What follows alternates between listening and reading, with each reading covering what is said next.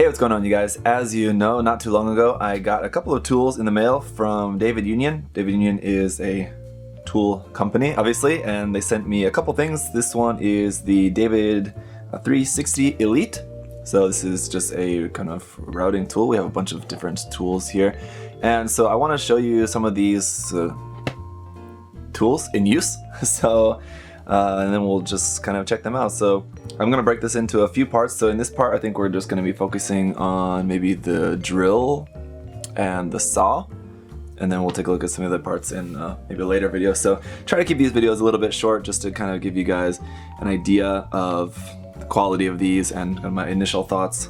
Also, maybe I'll be able to give you just some ideas of different uses for some of these tools as well, because that's one thing that is important, finding all the different uses for maximizing the value of the tool. So I'm sure you guys will be seeing me working with this tool on other work in progress videos. I know you guys are patiently waiting for the next part in the Tristan build series. That'll be coming up. I'm just waiting for some epoxy putty to dry on that before I kind of film some more. But you'll be seeing me using this more, of course, in the future. For these couple like experiment videos anyway, I'm just going to be using scrap parts, and this one I'm just using a very recognizable scrap part from a bear guy kit. This is actually a part of the Ak guy head, but included in this set you have a 1mm and a 1.5mm drill bit.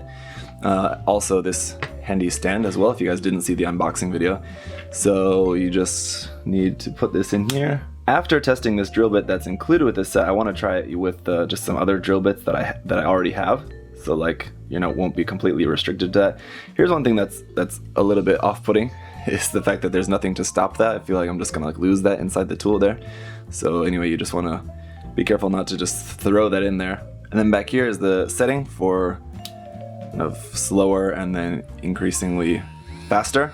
Now, one thing that I've heard from people about using these compared to something like a Dremel or something, the nice thing about this is that it can go to a very low setting, where a Dremel, like even on its lowest setting, is still going to be a really fast RPM for just dealing with something relatively soft like polystyrene plastic.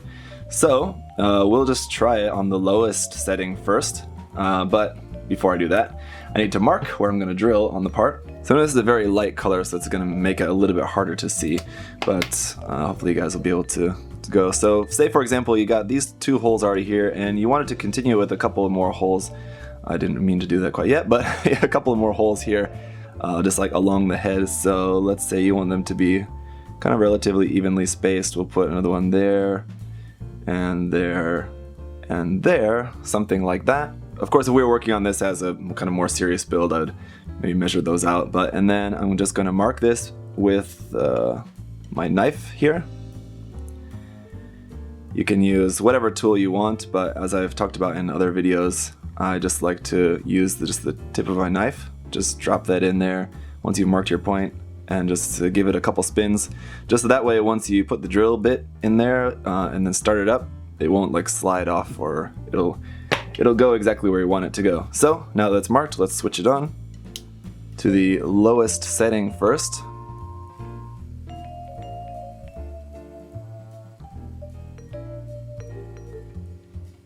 Yes, I know my finger is right behind the tool. Now here's one thing that I'm noticing right away is the plastic is staying there, wrapped around the drill bit, and that is going to be an issue. If that's not coming off, it's just going to stay on there.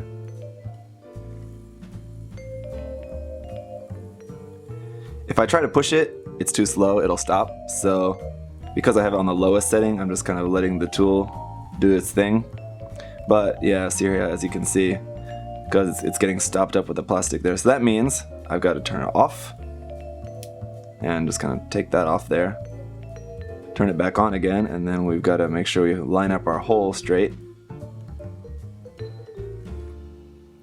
And yeah, it seems just the friction of the walls of the hole that it's drilling there are keeping that from going. So we're gonna have to bump up the speed a bit. So increase the RPM a little bit, and let's see.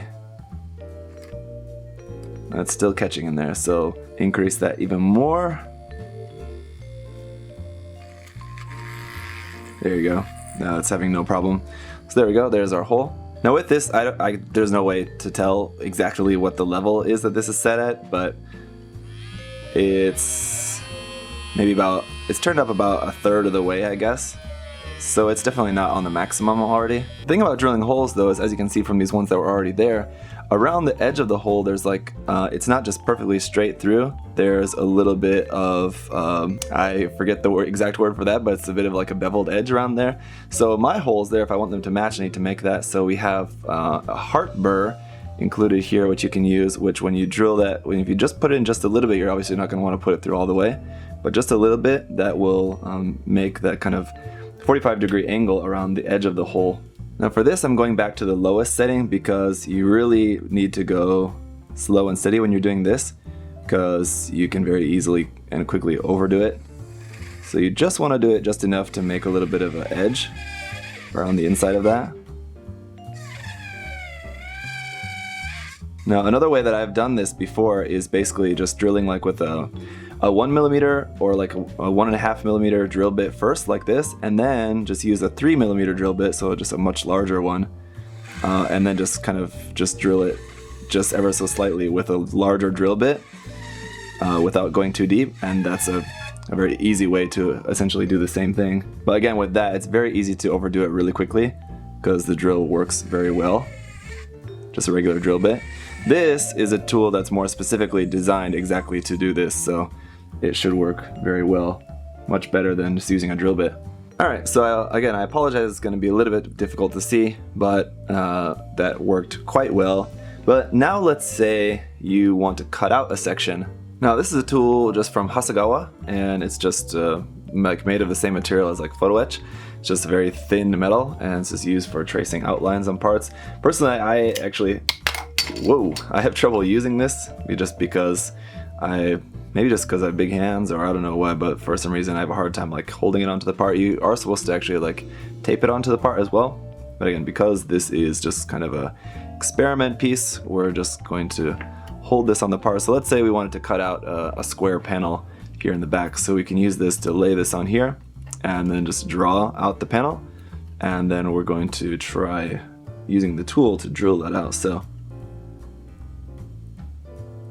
honestly, a square panel cut out of this very round curved piece probably isn't going to look very good, but it's just for experiment's sake, right? So once we've got that traced on there, I'm just going to drill a few holes there and then just clean up the edges around that, so that'll kind of be the easiest way. So I want to make quick work of this, so I'm going to use a different drill bit. This is a drill bit not included with this set, but this is just one from my hand drill.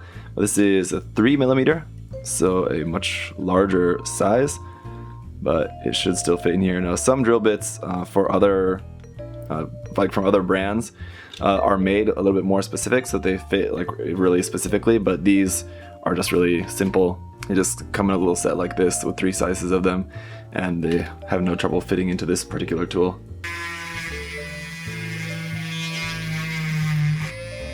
So I gotta say, it really is the case of where you just have to let the tool do the work, because using on a higher RPM and just kind of taking your time with it, I'm finding I'm not having the same issue as much as I was having before about the tool getting kind of clogged up.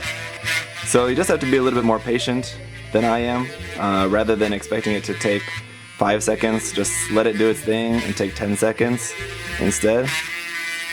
And there we go, and that is rough, right? But we got the main stuff out, and now you can use many different tools, really. You could use a small file that out, just a knife. But one tool that we have included with this is the column burr. Now we have 2 different sizes of column burr. There's a 1.5 and a 3. Now I think the 3 would probably work pretty well as well, but I'm going to use the 1.5 just to, and this, because this shape that I'm cutting out actually has a rounded edge, it's not a sharp pointed square. I could make it one if I want, but I want to keep just the rounded edge on that, so I can just kind of clean up these edges, I think, with the column burr. So let's give it a try.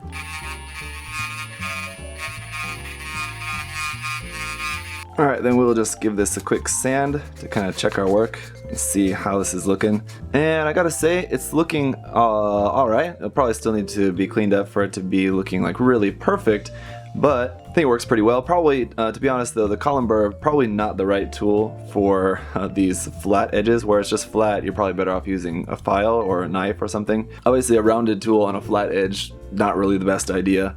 But it seemed to work pretty well, at least just for this experimentation. At least worked for just like clearing away some of that, and then I could maybe go in like with a knife and just really like fine tune that a little bit more just to get it really perfectly straight. I gotta say though, man, just the sound of doing that was giving me root canal flashbacks. But that's gonna pretty much wrap up this video, guys. I'll experiment with the tools a little bit more in the next episode, but so far I gotta say I'm liking this a lot. It seems very versatile, the different tools and stuff that you can use.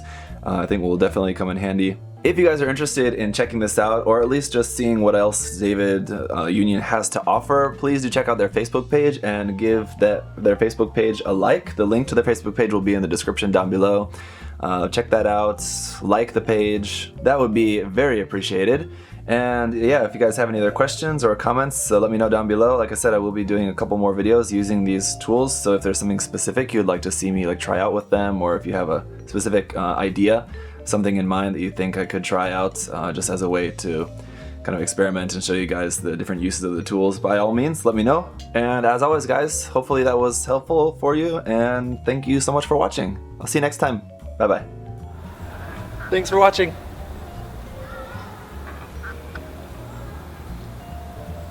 See you next time.